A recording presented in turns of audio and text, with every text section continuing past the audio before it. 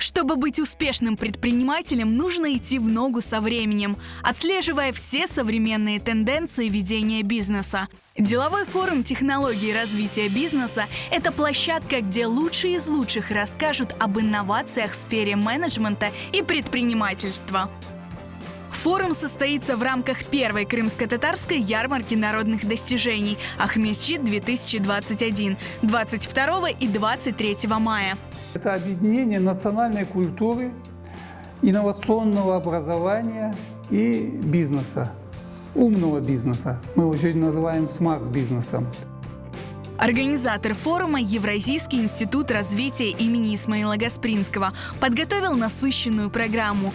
Гостей ждут семинары и мастер-классы по различным направлениям, встречи с интересными спикерами. Среди них известные крымско-татарские бизнесмены и меценаты, которые поделятся своей историей успеха, раскроют секреты построения бизнеса, расскажут об эффективных подходах в развитии и масштабировании своего дела. На форуме будет 4 секции.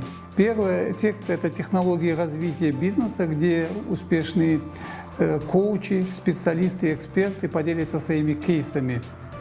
На второй секции будут программы государственной поддержки малого и среднего бизнеса.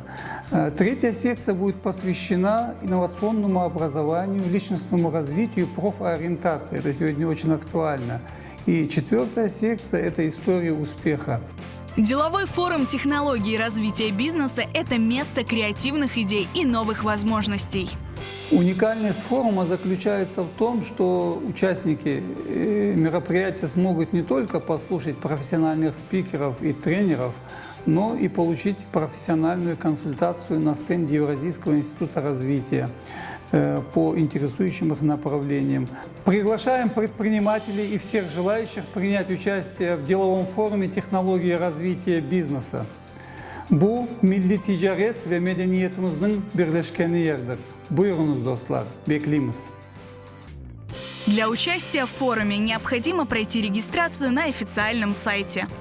Приглашаем вас на первую крымско-татарскую ярмарку народных достижений «Ахмесчит-2021» 22 и 23 мая в этнокомплекс «Сарабус».